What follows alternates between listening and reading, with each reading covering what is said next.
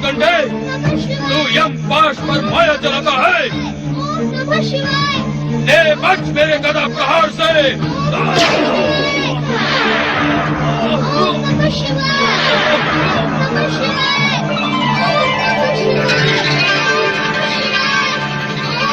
यमराज, प्रभु भोलेनाथ, निष्ठापूर्वक शिव आराधना करने वाले बालक मार्कंडे पर प्रहार करने का तुम्हारा साहस कैसे हुआ? इस बालक ने शिवलिंग को हृदय से लगाकर हमारी शरण ली थी। शरणागत की रक्षा करना हमारा कर्तव्य है। क्या तुम इस सत्य को नहीं जानते कि तुम मात्र काल हो, किंतु हम महाकाल हैं?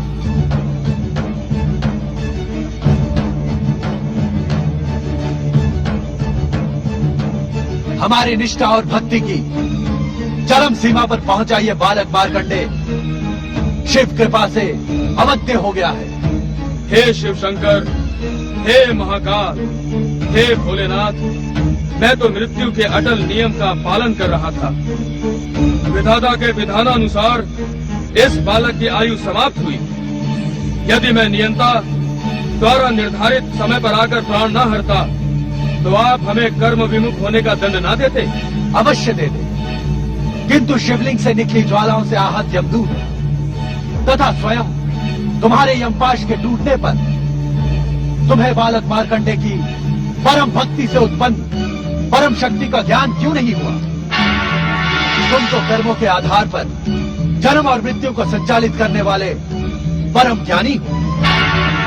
क्या इस सत्य को नहीं जानते कि इस सृष्टि की रचना हमारी लीला मात्र है? नित्य शिव भक्ति करने वाले का सार्वभौम कल्याण इस सृष्टि और हमारा अटल नियम है।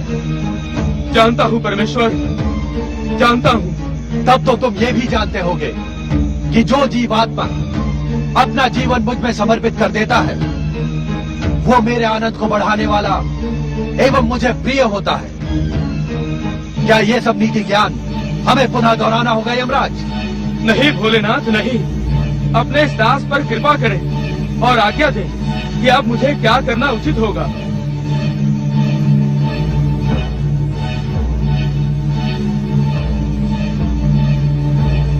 यमराज, मार्कंडे के माता पिता के पुण्य प्रभाव एवं जन्म से ही शिव निष्ठा के कारण अब ये बालक अल्पायु रहा ही नहीं।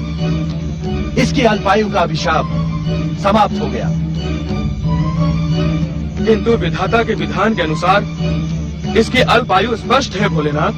किंतु उसी विधान में ये भी स्पष्ट लिखा है कि अल्पायु पूर्ण होने पर आप इसके प्राण हरने आएंगे। उसी समय हम दोनों उपस्थित होकर न केवल इसके अभिशाप को समाप्त कर इसे दीर्घायु प्रदान करेंगे, अपितु इसे अमरता का वरदान भी देंगे।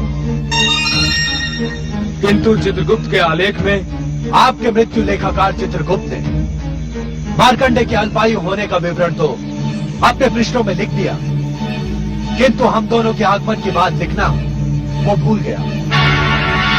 ये भूल अक्षम्य अपराध है यमदेव। अब मेरे लिए क्या आज्ञा है स्वामी? अब आप यमलोक लौट जाएं तथा वहां की व्यवस्था नियंत्रित करें। आपके आलेखों में त्रुटि सृष्टि के अनर्थ का कारण बन सकती है।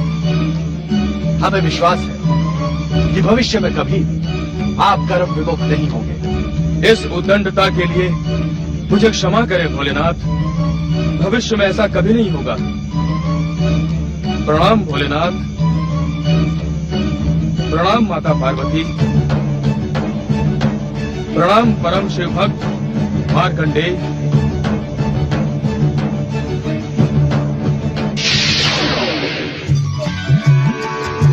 जय हो भगवान भोलेनाथ, माता पार्वती। पुत्र मार्कंडे, तुम शिव कृपा के साथ ही साथ मेरे स्नेह के भी पात्र हो। इस क्षण से तुम मेरे लिए गणेश व कार्तिकेय के समान प्रिय हो। मैं तुम्हें अपने पुत्रों के समान ही अटूट स्नेह एवं सिद्धियां प्रदान करूंगी। जय भोलेनाथ। जय माता पार्वती, जय शक्ति माता पार्वती, जय सर्वेश्वर महादेव जी। हम अज्ञानी को क्षमा करें। हमने आपकी कृपा पर संदेह किया और मार्कंडेय के अल्पायु के भय से अपनी भक्ति को पूर्ण रूप से आपके श्री चरणों में समर्पित नहीं किया। कृपा निधान, आपकी कृपा अपरंपार है। आप तो दया के सागर हैं। आपकी भक्ति असंभव को भी संभव बनाने में सक्षम है। जो एक बार निष्ठापूर्वक आपके श्री चरणों में समर्पित हो जाता है, उसे संसार की समस्त चिंताएं आप पर ही छोड़ देनी होती है। परंतु हमने ऐसा नहीं किया भोलेनाथ। हमें क्षमा करे भोलेनाथ, हमें क्षमा करे। पुत्र के लिए चिंता करना माता पिता का स्वाभाविक कर्तव्य है, किंतु हमारे यहाँ प्रकट होने का कारण आपकी चिंता दूर करना नहीं, अपितु मार्कंडेय की अविचल शिव भक्ति है। मार्कंडेय का नाम शिव भक्तों में उसकी अमरता के समान ही अमर हो गया है।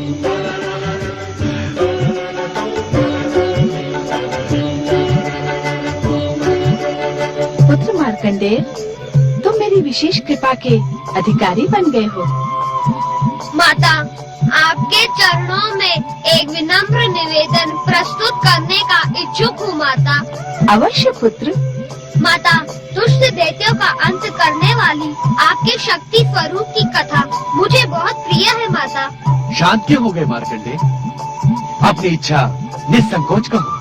यदि आप दोनों का आशीर्वाद हो तो मैं माता की दया, माया और शक्ति स्वरूप का वर्णन एक ग्रंथ के रूप में लोक कल्याण के उद्देश्य से करने का इच्छुक हूँ। तुम्हारी कल्पना एवं इच्छा अत्यंत सुंदर है पुत्र मार्कंडेय।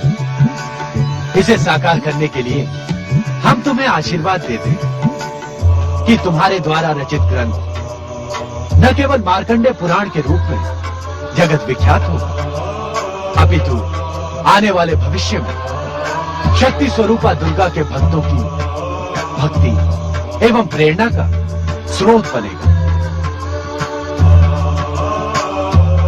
पुत्र मार्कंडेय, भविष्य में तुम्हारे द्वारा रचित मार्कंडेय पुराण का मनन, पाठन एवं श्रवण करने वाला व्यक्ति मेरी विशेष कृपा का अधिकारी एवं मेरा परम भक्त कहलाएगा।